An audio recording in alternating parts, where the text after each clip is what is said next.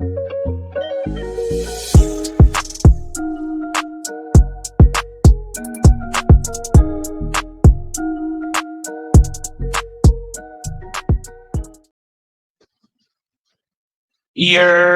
Yeah.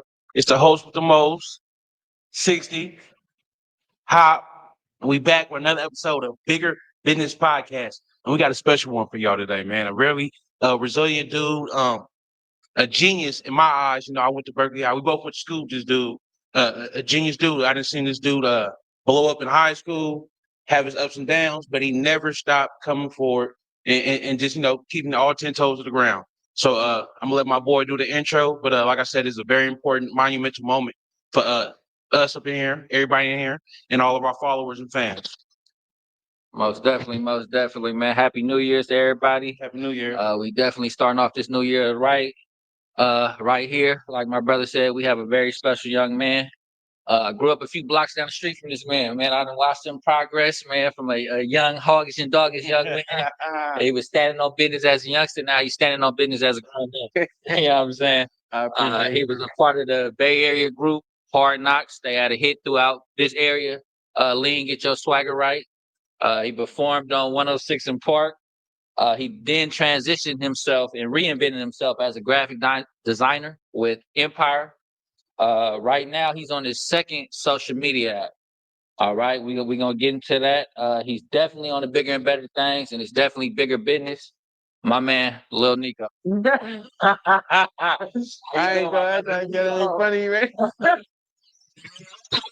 Come on, man. Hey, come on, man. Hey, I appreciate that. I appreciate that. But y'all got me lost for words.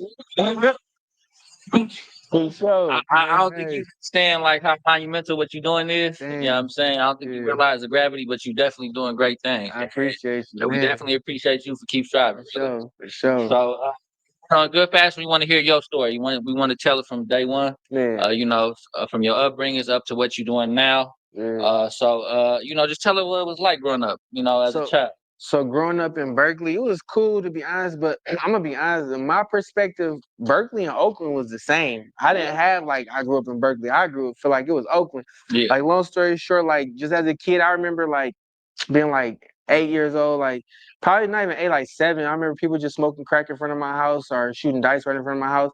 People just selling crack right in front of my house. I remember one time I was a kid and I was it was in front playing, and I remember this dude that was smoking crack, and I'm can y'all do that somewhere else? And then it was like, man, fuck you and fuck your mama. And bro, I'm a little kid, so after that, I was like, bro, I ain't got no heart, bro. I ain't about to be playing with people. People ain't playing with me. But it was just growing up was crazy, bro. Just I don't know, people, parents on substance abuse and stuff, and not really having no pops in the household type stuff. Trying to find your way in the world type stuff. Yeah, basically. Yeah, definitely. I think it's a misconception of Berkeley a lot of times, especially down around that area we grew up in. Yeah. It's very similar to a lot of areas in the Bay Area. Yeah. You kind of gave me a breakdown of what it was like growing up out there. Yeah. You got any stories that stick out to you from your childhood or young adulthood? My early childhood, stories. I can tell you when I first started getting interested in computers, I was in 6th grade, and it was this dude, and mind you, 6th grade, I don't know, people didn't have computers in their house. That's 2000 and probably 3 or something. We didn't have computers in the house, but there was this dude at Willard, he had made a website, and I'm like, why do you make a website? You got a computer? It was crazy. You remember his name? I remember what he looked like, but I don't remember his name though. Nah. You remember I used to be at Willard. Yeah. After Willard was let out, all the Caucasian, our friends, would go up. Yeah, they go up. And we all go down the south. You know what I'm saying? So I feel you on that. I definitely have a computer in my house. Yeah, that's crazy. Yeah. So speaking of that, getting into computers. So when did you start with music? You good. Okay. That's good. Okay, so when did you start with because you started with music. Was that your first intro into multimedia space? So my you gotta elaborate more. Your first. So I remember you from doing Hard Knocks, but was that your first love for the media space? Basically, what was your first intro into getting into computers and getting into that type? To be honest though, I can like the most simplistic way I can define it is, I remember going to your house and you having like a studio that like inspired me for sure. And then like I think like your house was the last house I went to that somebody had a studio. So when I started getting the computers was like right after that. I ended up we had a computer at home, but my partner De Niro, I don't know if y'all remember. I remember Yeah, De De Niro. Niro. So Clyde the Mac. yeah, Clyde the Mac. Shout out So Clyde the Mac. yeah, Yeah. yeah. So De Niro had came over, he had hooked up Reasons for me, he had Fruity Loops, and he had hooked up all the little stuff for me. So then I had to get good with it, you know, computers to record myself for music. And then and that's how I really got started getting into computers and stuff when I started engineering and shit like that. That damn near was my start too. Yeah. So your first, from what I remember, your first group was Hard Knocks, right? Yeah, but we called it something else. I think we called it No Talking, then we called it something else, and then it was Hard Knock. Yeah. Yeah, who Oh were the yeah, man. members of that group? I ain't gonna lie, it was whoever was around at the time. I ain't gonna just specifically say a lot of us though, but for sure. Yeah. It was whoever was around for real. Okay, for sure. Yeah, because there's a lot of talent back around that way. A lot of people that made it from schools we went to, Berkeley High. Yeah. I remember y'all had your group. We had a group. Rex Life Rides was there. Yeah, for sure. G-Eazy, shout out them. But definitely a lot of talent. You remember any stories? How did it get to the point to where well, tell us about when you recorded y'all hit song In Our Eyes, Lean With Your Swagger Right. What was the journey with that song? So basically, it's a crazy story too. Yeah, it's crazy. So we all like ninth grade year, mind you, like eighth grade year, we like really, I would say we haven't defined who we were as a person. So we was kind of like imitating stereotypes. So we just all like on some gangster shit. Long story short, so we like just getting in trouble. I ain't gonna just telling myself, but we just getting in trouble and stuff. So when we got to high school, ninth grade year, we was only there for like 2 weeks, but we on the same mentality from that summer. So that summer we just not getting caught for what we doing, and we just like wilding. So then we go to high school with that same mentality. And I think I got in like 3 fights in the first 2 weeks of school. The third fight, I got kicked out of school, and that's how we made Linkage of Swagger Right. So we all had to go to different schools. And then I'm just in the house all day. I think I had to do independent studies because I couldn't go to no public school in California. But then I think Rick was going to McClimas, and then Lamar, he was going to Skyline, and Nancy. yeah, no, Delancey didn't get kicked out. He stayed at the high. Yeah, he didn't get kicked out. So that's basically what happened. Like we just all was kicked out of school, and we just in the house all day. So we had time to figure, make music type shit. So when y'all recorded that song, like, how did you know y'all had a hit, or did you know you had a hit? It didn't. I ain't gonna lie, I deleted it. We put it on the internet on MySpace, and then it wasn't really getting that many views, and then we ended up deleting it. Well, I deleted it, and somebody was like, bro, put that song back up. That was cool. So then we put it back up, and it really wasn't a hit until we went to BT. We didn't know it was a hit until we went to BT. So how did y'all get to BT? So basically, my sister, I'm in a house kicked out of school. So like, my sister like, damn nigga, get off the computer. Like nigga, she like figure out how to get on BT. I don't even know what made her say that. She like figure that shit out. So like, I'm in the house on the computer anyway. And she like figure it out. So then I got the email for the person. His name is Pat Charles, who was the director of 160 Park at the time. So I emailed him like 500 times a day. Emailed him like just copy paste 500 times a day. Then after like a week later, he responded, and then he invited us to go audition. We auditioned, and then I ain't gonna lie, when we got there, we on buddy passes, like Southwest buddy passes. So some of us got there, some of us didn't get there in time. So when we all there about to do the interview, about to do the audition, we didn't tired and shit. You feel me? So we fucking up and shit. So he stopped us mid performance, right? He's like, man, I'm gonna give y'all one more chance. So he like, man, come on, man, we gotta get right. So then he ended up inviting us back, and then that's how we got on BT and shit. And this was your freshman year, right? Not sophomore. Yeah. I was like 16. So yeah, we broke the record though. We got the most votes in the history of that show. Oh, for real? Yeah, I was proud. Show. Okay. Yeah, show. What was it like afterwards? Like, did y'all stick around, or y'all just did the show and bounce? See me, I always been like like nonchalant, like person, like reserved. So like I ain't a super people person, but I think for sure Rick was he was for sure the mingling because he had partners in New York. Shout out Rick. He had partners in New York. I was like, how you know that? He was like, I met them at the show. But it was cool though, yeah, for sure. Did y'all end up signing or y'all ended up doing some Oh business with man, Too I ain't Short? gonna lie to you. So basically, when we first went, I think we broke the record, and then Pat Charles, somebody called his boss, like, man, I want to sign these cats, right? So Pat Charles messing with us. He like, oh yeah, we got this Too Short hip hop honors party after y'all can come. We like 16 years old, you feel me? Yeah. So we juice. So that's when we was met this. I forgot her name. I think it was Jackie Johnson. We ended up meeting her, and she was like a liaison for Too Short. We didn't wasn't about to sign with Too Short or nothing, but she was just speaking on, I guess, on his behalf at that time. Yeah. And so we ended up going there, and then he was trying to figure out who called his boss, but it ended up being Pretty Ricky and stuff. But he was like, y'all shouldn't have signed to them. That he just made that decision for us. But long story short, now we wasn't about to sign with Short, but I think the second time we went back, we had met up with some people at Def Jam, and they was trying to mess with us, and it just like we all like kids in poverty, so it's like you really can't tell us nothing. You got to show us something. So we We're like talking. got egos and shit. We like, come on, bro, you just talking. You feel me? No, we're So talking. we We're like talking. youngsters. Yeah, Especially coming from where we come from, yeah, mobile, and show me, because yeah, we all horror stories about the industry yeah, and how people get played and being on slave contracts. yeah, for sure. So, did y'all make any more progress after that, or did y'all just kind Yeah. of dwindle down after that? Nah, we had ended up making another song called "Park That Thing," and Oh then yeah, I be honest with you. So Park It was like a Bay Area dance, and I don't know specifically created. I think don't quote me on this, but I think it was somebody named John John. That's what I heard. I don't know who created it, but shout out to whoever created it. So it's just like a popular dance going on. So we ended up making a song to it, sure. and then so Park It ended up having some traction too for sure. One more question. Did y'all blow up before the pack or Nah, it the was pack blew up afterwards? first. We was in high school when the pack blew up. Okay. Mind you. So Yeah. I was about to say, Lil Uno, so he grew up on what street he grew up on? Oregon? Or Yeah, he grew up on Oregon. So So who's from SSB Derby and McGee. Lil Baby? What's Stunner? Stunner? Yeah, Oh, Stunner. okay. But so I remember Uno was like hella close to like my family and stuff because he was going out with my cousin Tashanique.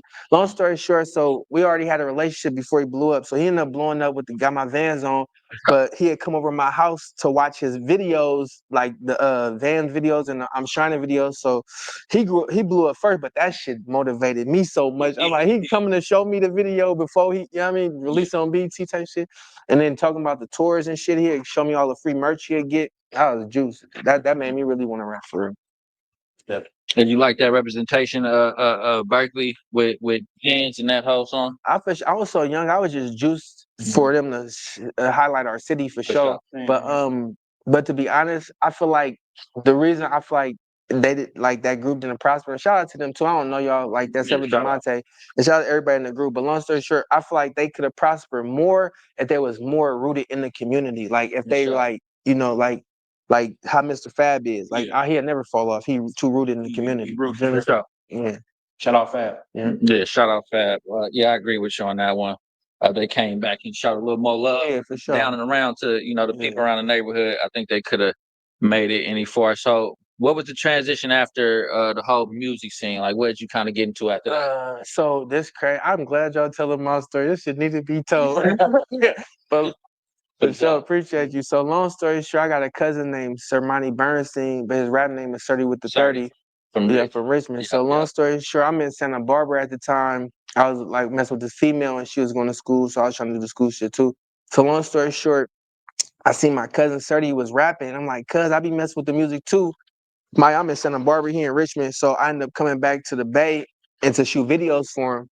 So I ended up shooting so I was like shooting videos for him and stuff. He ended up getting shot like 9 times and then he ended up leaving. And then so that's how I started transitioning from me doing music to me doing like videography, photography. It was really from my cousin Sermani when he came back. I think he was in the Bay when he came back when he came back from after he got shot and stuff. It was like for 5 months. I think the first 3 months we was just recording, shooting videos and stuff. So I'm just recording him, trying to learn how to do graphics and stuff. So that's how I started, was really just helping him out for real. Was you shooting with Laz and Yeah, for sure. Yup. Shout out to all of them. Yup. Yeah, they definitely Tay-Way, had a good everybody. run. For sure. When we was young. Yeah, Chili. I met Colin Tilly too. I met him at Ashby Bar Station. He was gonna direct Link Get Your Swagger Right.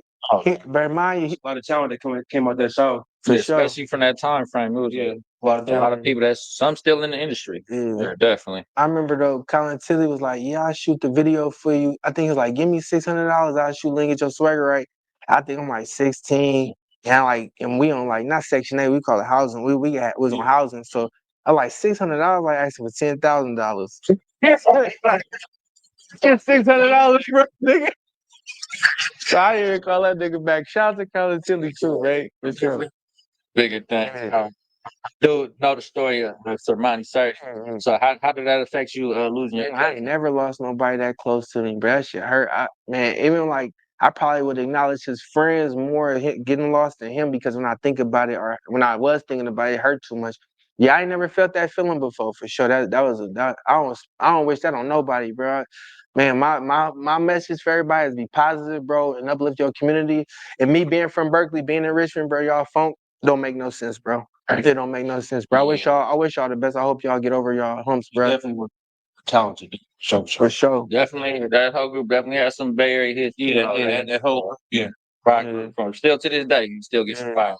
So Sure. yeah, definitely sorry for your loss. My For condolences. sure. It's never easy losing somebody close to you. You know, Yeah. we out here we all experience it at some point in time. So Yeah. But yeah, niggas lost partners, but I ain't never lost nobody that close. Yeah. For sure. sure. Okay, so from there, is this you said that's when you started your graphic design? Yeah, for sure. Yeah. That's when you started graphic. So for your cousin, who'd you start working with at that Uh, part?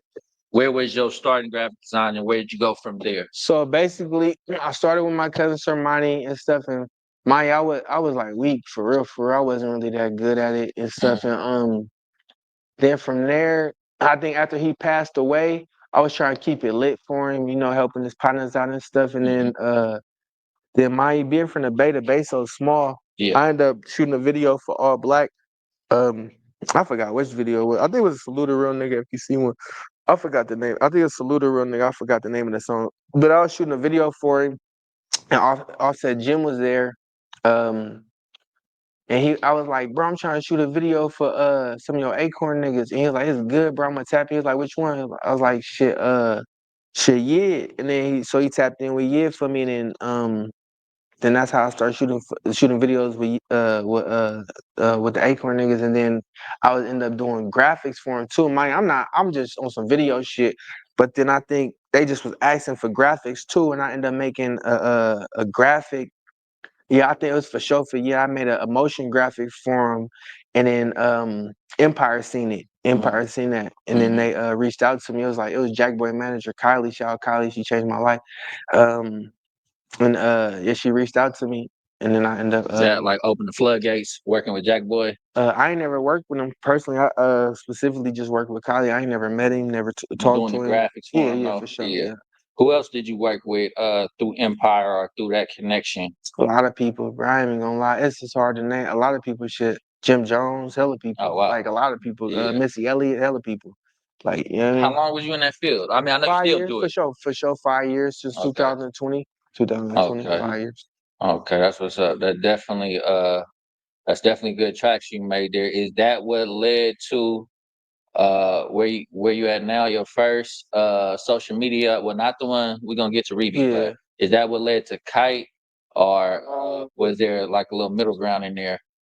Well, you know, it's crazy. I think I made Kite before did the graphics. I don't remember the time span, but I know for a fact that it that Empire was not the reason why I made my app.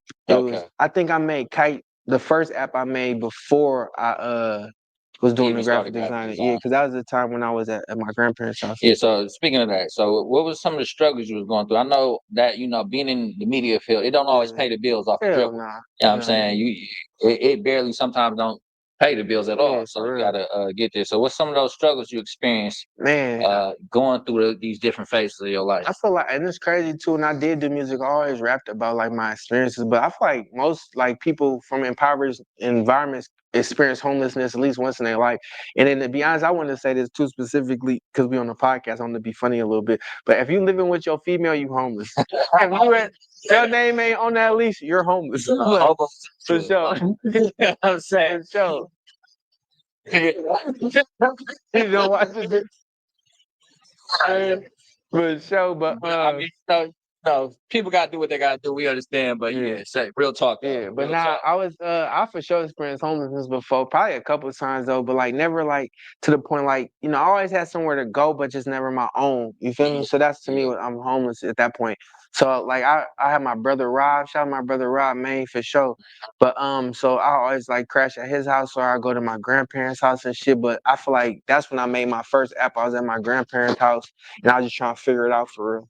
Okay, so I definitely experienced being homeless too, but I just want to ask you, do you feel like that's when you were like your most hungriest or your Yeah, most for creative? sure, for sure. I ain't gonna lie. To this day, I swear to God, on my life, I be telling my grandparents I'm gonna always sleep on the floor forever because I'm gonna always keep that hunger. I don't never want to get comfortable. I don't never want to feel like I made it. I don't. I just want to be hungry because once you feel like you content, you know what I mean. Yeah, To this that's day, deep. I sleep on the floor, That's bro. deep. To this day, That's definitely for deep. sure. I remember growing up, I definitely used to call the couch the bed for a long time. I think until like my teens, early teens. Um, hey, I definitely can relate to that. Yeah. We all find our push and our drive from certain things, Yeah. but definitely being out, just not having, the shit that we take for granted. Yeah. Not having the shit we take for granted definitely pushes you to do more. And yeah, shit, it's good to see you kept going, bro. Appreciate it. For Yeah, sure. tell that story about you. I mean, you just shared it with us, but the Yeah. story about Granny House. Man, so basically like it's like I don't know, like most people got that place that everybody can go, you feel me? Like that's just a place that everybody can go. Like I had like at one period of time, probably like 10 people at my grandma's house, you feel me? Like she always opened her door to everybody. So you gotta find somewhere to sleep. You feel me? And the place I try to sleep is just out the way. I dinner be under the dining room table type shit just to get out the way. It's like 10 people in the house, you feel me? So it's like you just trying to make a way. But that's for sure got me my hunger though. Like that's when I made my first app. I was like, fuck, I gotta figure this shit out. But that's not what made the second app. The second app I had a different drive, but that was for sure the first app for sure. Explain the first app and how you created it, So and how you learned those skills to get to be able to create an app. yeah, so basically coding, man, like yeah, I'm gonna speak my truth without like incriminating. So For long sure. story short, my first interaction with trying to learn how to code, I was like I used to go to Barnes and Nobles and stuff and trying to buy books and stuff. That's probably how I first started learning the terminology. That's And what's up. then YouTube, just doing little tutorials and stuff. And I remember I was like in the house, like a trap house, right? People like doing whatever legal stuff they doing. For sure. And but we like mind you, like we all real niggas at the end of the day. So niggas know me. They know like if Yeah. shit come down, I ain't gonna tuck no tail. And then long story short, so they see me reading the coding book and shit. But mind you, people like doing like you feel me? Like we for sure. It was like niggas trying to make money and shit. But it was crazy though. So that's what was my first interaction with like learning how to code, like just being in urban environments, trying to learn how to code type shit, trying to figure it out. That's definitely inspiring. Finding that light in the dark, Yeah. per se, you know what I'm saying? Being able to stay focused while you're in them type of environments. A lot of people get sucked up in it. You know what I'm saying? And don't ever try to elevate past that. So that's definitely good. That's definitely good you did that. Yeah. So that was your first app. You remember what's the timeline on Kite? That's what it was called, right? Yeah, Kite. So I think like I read 60 pages of that book, and like probably the next couple of days I made of my first app, like just a test app. But Kite probably like that end of that year or something like that. I just had to really understand the terms. And once I understood the terms of it. What'd you do with that? You put it on Apple? Yeah, no, it was on Android and Apple, yeah, for sure. And it did traction. I ain't gonna lie, me and my cousin Lil V did that. Vitani, we both did that together. I did all the coding, but he just wanted to be a part of it, so we just we made it a joint project. So long story short, we had it up for a minute, but it was too much. It was costing too much, like the servers. Yeah. So that we just like What's let it that go. like? What are some of those costs? It's not super expensive, but it's like is it like a monthly thing or? Yeah. Well, no, to be honest with you, it depends on how many users you got. Say if I got 1 million users, it's gonna charge more than it would if I don't. You feel me? So, but it's monthly though. But it's depending on your users. Yeah. Okay. And then from Kite, you said you went back into graphic design, and then that kind of led you to. So, what was the drive behind Reeby? So, Reeby, where we at now, right? Yeah. Yeah, it's definitely a great app. Y'all go check that out. I gotta plug it. We got a African American young male here that made a social media app. Please go check that out. I'm gonna let him get more into it. But what was the lead up to Reeby, and what made you get started with creating that app? So the lead up to it, mind you, like I'm probably like the youngest out of all my mama kids. My mama had me probably when she was like 32. So my mama like 60 something right now. Long story short, just watching my mama work at an old age. So she Yeah. like working night shifts and shit. And it just hurt my soul. Like, damn, I can't even financially help my mom. So I'm like, damn, I gotta figure it out. Either go hurt somebody or try to figure it out mentally. So I was like, I'd rather try to figure it out mentally because your freedom is, you know what I mean, important. I got people depending on me type shit. And then so from there, that's what where was the start? Like where did you just I already knew how to code, like Okay. so I already knew how to do it. Well, I ain't gonna say I knew. I understood the terms, Yeah. but for this one, making an app from scratch, like from that shit was hard. I probably Different experience. it was hard. I ain't gonna lie. It took for sure. I said 8 months. I think Yeah. it took eight. It for sure. Like I ain't talking about 8 months. Like I'm only doing it for 3 hours. I'm talking about I do it for 20 hours out of the day. I probably sleep for 4 hours, wake up and get right to it till my head hurt every day for 8 hours for 8 months straight. For sure. Like That's dedication, brother. And while you were doing all that and showing that dedication, you were still at kind of like a crossroad, like kind of like up and down in life. yeah, for sure. Like I'm Yeah. still at a crossroads. Shit, check my GoFundMe out.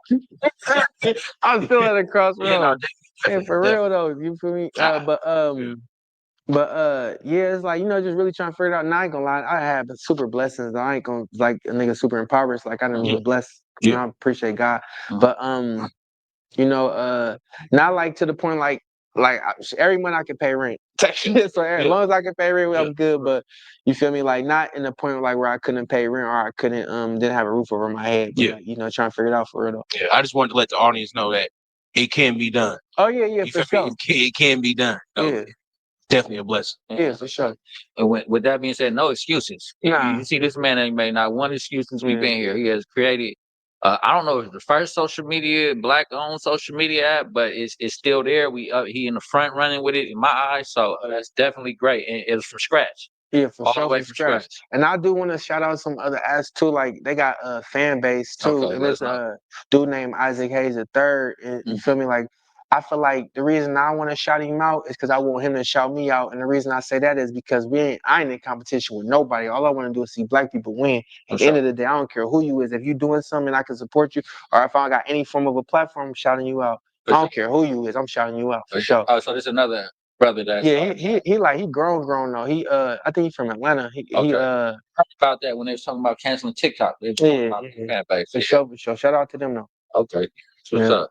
All right, so just give us a breakdown of what Reeby is, the functions, the features on it, what Yeah, it is, yeah. just an overview of Reeby. So basically, Reeby is like an all-in-one platform. Basically, I put all the best features of every social media app. So I got the best features of Twitter, which is like writing posts. Best features of TikTok, which is the video, the scroll videos, and then Instagram is uploading photos. And then I put like Spotify type features too. I allow users to upload their own music and sell it eventually in the future. So when you get your streams, you'll get proceeds and stuff, and be able to sell it directly to the consumer. And I got live features too. You could go live, but my live features is more like Clubhouse. So when I say I had to learn how to code, that shit is hard. It took me like 7 days to figure out how to do that. Like set like 24-hour days. Like you feel me? But that shit was hard. But I got the live feature too, but I just didn't perfect it, so I didn't add it to it. But they got like all the best features. Like I got ways you can send money to each other and stuff. But I gotta make sure everything legally protected before people start selling music or sending money. Gotcha. Definitely. So it's still a work in progress, but it's Yeah. up and running. And where can they find you at? So right now it's only available for iPhones in the App Store Okay. under Reeby with 3 E's, Reeeby. So basically, the only reason it's available for iPhones is because when I was learning how to code, I was only learning how to code for one device, and so I got to learn how to, maneuver for Androids. But I'm reaching out to whoever want to be a part of it. If you know how to code, if you familiar with Swift UI, or you know how to code in Kotlin for Androids, for sure, I'm more than willing to let you be a part of it. You get equity like I get equity. It's a startup. Okay. That's what's up. That's what's up. Definitely check out the Reeby app and tell them where they can find you at on social media. So Reeby, that's Reeby with 3 E's, Reeeby, and then your social medias. So my social media is basically it's like Reeby app. So just Reeby app. You can hit us on those social medias.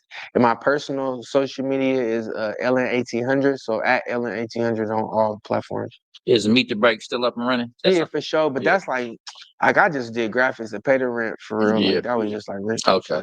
Okay, for sure. All right, for sure. Well, that's the what we got questions, but we do want your hot take on a couple of items because we cover urban media Mm. Oh, no, on our I platform. have one Okay, well, go ahead, brother. Go ahead. Not to cut you off. So I know you have an event coming up this month, right? Yeah. What date is that, and what is the event? So basically, I got a app release party. It's not the official app release party because we still don't got the app for Androids. But basically, it's just like the small accomplishments we created, and I wanted to try to give highlights to everybody who was a part of it. Like my partner Melvin, he the reason why we got customizable backgrounds because he was like, man, make sure it's like old school MySpace. You feel me? That was dope about MySpace. Yeah, that was dope. That was big. So I just want to give like a highlight to everybody that was supporting so far, and just to like not be so caught up in trying to like perfect it, but just get in the moment and enjoy the moment type shit. So what date is the event and where's the location? Yeah. So I it's definitely plan to be there. appreciate you. Yeah, it's gonna be January 17th. It's gonna be in Berkeley, California, at 2727 California Street, right across the street from Longfellow. Yeah. Okay, that's big. Yeah, definitely. We'll be in attendance. Definitely. Yeah, bigger business definitely attended. You got any guests? Is there some guests coming? Yeah, I got a couple of them. Like I got Ron Laquan with Shout out Melly. Ron Laquan, Melly. Yeah, Melly. Yeah, So I saw that. I saw that. yeah, he pulling up. That's my girl. Yeah. Then I got my cousin Miles. He gonna pull up. He be doing his music thing. Then I got my partner Nitty Banger. He pulling up. Mhm. He from Hunters Point out there, man. Shout out Nitty a real one too. Outside of music, he just one of the people you just fuck with. He's just a good ass dude. But sitting into like whoever really want to perform though, we got that motherfucker to 7 or 8 o'clock, man. Whoever's gonna rap, come on. For real. No, that's a form of giving back to community already. So yeah, I definitely shared that on my. I definitely shared that on my Instagram and my Facebook. For sure. You got anything else that we might be forgetting about that you working on coming up? I know Reeby is the big focus right now. Anything outside of that or within that? I just want to say, man, just like really finding my purpose. To be honest with you, because like growing up in urban environments, you can't really have your own identity. Like the reason I say like I wish that people would like especially the Bay, like whatever like little funks we be having, bro. Let that shit go. Yeah. Let that shit go. It's gonna hinder you. That shit gonna hinder you. You might make like 500. You might make 500,000, but you could have made 500 million because the person you fucking with got the resources that you need, and you just you might have. You know what I mean? So just long story short, bro. Whatever little conflicts people be having, let that go and really uplift your community. Like at the end of the day, bro, we all we got. Like for real, for real. That is a question I want to ask. You feel like that's one of our biggest problems out here in the Bay Area? For sure. Yeah. Like we just like let our environment dictate who we are opposed to just trying to uplift each other. And it might sound weird and it shouldn't sound weird, but it sounds weird like, why you trying to uplift, you know what I mean? Talking that preaching shit. Yeah. Fuck all that, bro. We all we got. You feel me? We gotta uplift each other. We gotta push each other. We gotta, you know what I mean, give back. And then for those who in position to not and don't give back, it's okay that y'all not giving back. Cause if I get on, I'm gonna show you how to do it right. Promise you. Yeah. I do feel like we pushing each other out this area and we holding each other back, like more collaborations like that. Like you got an app, he might got the music, he might know somebody in Hollywood. Like we could all just bring this together. And even if it ain't for you, it's just for the younger ones coming up. You know what I'm saying? Yeah. So give them a better chance than because a lot of people I tend to see we grew up together. A lot of people grew up together. Now they have odds ready to, creep down on each other. And, we just want to promote a positive environment going forward. Which I feel like the main message though is just positivity. Like at the end of the day, that's how I got my support system is just like being honest and stuff about trying to, you know what I mean, uplift my community. Cause you feel me? I don't know, and it's like super organic too. Like I don't gotta force nothing. I just really just speak my piece. You feel me? Yeah. You got any more questions for brother man? So I know we early in the year. Happy New Year, brother. Appreciate you. Man. I don't want to ask like really like New Year's resolution. I know you, so I know it's work. Yeah. But what does this year look like for you? What are some aspirations or just milestones that you plan on reaching or To be just honest, like yeah. I got like short-term goals, but one Yeah. of my goals is I wanted to shoot a commercial with my partner Nick Mays. So Nick Mays worked for he got his own company, but when I met him, he was working for this company called Real Goats. And Real Goats, I know what's that. they shoot videos for like the Baby and mainstream Mm-hmm. artists. The long story short, shout out Nick too. He just shot a video for DDG and some other artist called Pink something, but it's going up though. Shout out Nick. But long story short, so yeah, I'm trying to shoot a commercial with him for my thing. So that's like one of my this year type goals. Shoot a commercial, get some ad spin, promote it, try to find investors type stuff, get coders to help me out with the coding. So that's like my main goals and stuff. But throwing concerts too, like this is gonna be the first of many concerts. I want to like have events like how Lyrical Lemonade got. I don't know if y'all familiar with it, but Oh yeah. he got these summer splashes or whatever. But I want to do that for the Bay, like have big old concerts where it's only in the Bay and everybody got to come just to the Bay to go to these concerts. Yeah. So that's like my end goals for I sure. respect. I didn't know the Summer Splash was Lyrical Lemonade. Yeah, Yeah, yeah. I didn't know that. He definitely a part of a lot of bangers that I know about and like today. I don't really have any more questions.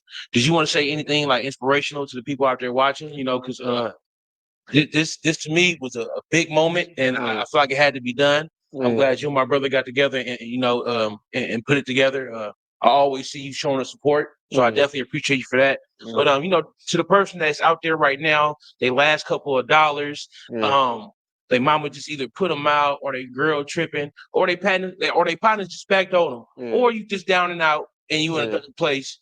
But like me and this brother can relate, and you too, brother. Yeah. We always knew it would get greater later. Yeah. So you got any inspirational, or I'm trying to think like probably one of my darkest times where I felt like hopeless. Not hopeless because you never felt hopeless, but you're going through that transition to find a better way.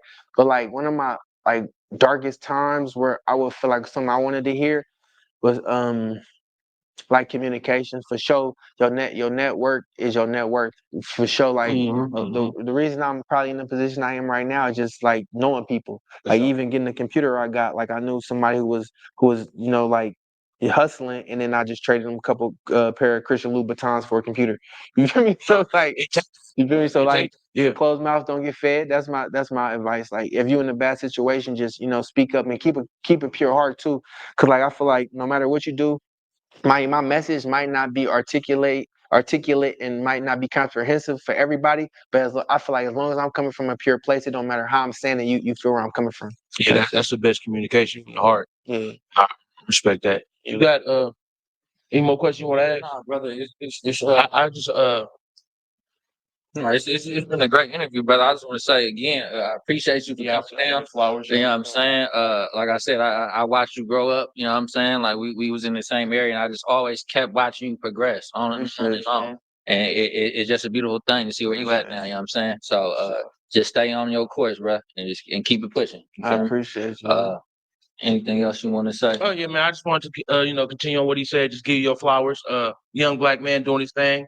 I was fortunate enough to middle school, high school with you. Just even how just close knit you was with your partners. You feel me? It reminded me of me and him. You feel me? And just like a no BS type of just all standing on all tens and just being your honest self. I recognize that, and I definitely appreciate you. It's definitely an honor to be here with you now. I appreciate you always showing us love, and vice versa. And it's just big to me to just know you, what? Just know you, because that's what it takes. You gotta be on the right shoulders, people that inspire you. You can rub shoulders with everybody in the trap, but the trap only gonna get you so far. Yeah, that's crazy. And I don't see it like that. I feel like I'm a regular person. no, That's definitely. Yeah. But I just players. Yeah. And when you're a real player, you don't mind telling somebody, when they doing good, because everybody's gonna let you know when you're doing Yeah, I bad. respect that. A lot of Bro. people ain't gonna let you know when you're doing 'Cause good, I bro. don't be hearing that, so I appreciate it. For sure. So because you just don't hear that much, it don't matter to you. Nah, for Still sure. buying, bam, bam, bam, and executing. So I just wanted to say that, and I appreciate you.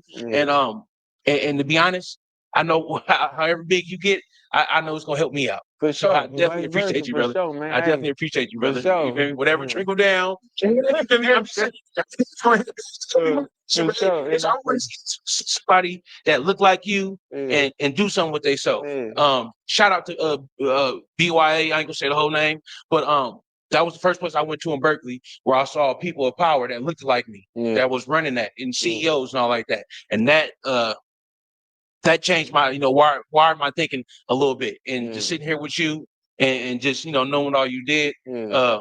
I ain't gonna go on, but I definitely appreciate you, brother. Yeah. Vice versa, for sure. Man, we ain't gotta kill him with the hot takes. Let's just lead his interview where it's man. This is my boy Nico. This is the most hot. It's Big Six. It's bigger business, and we out. Yeah. So-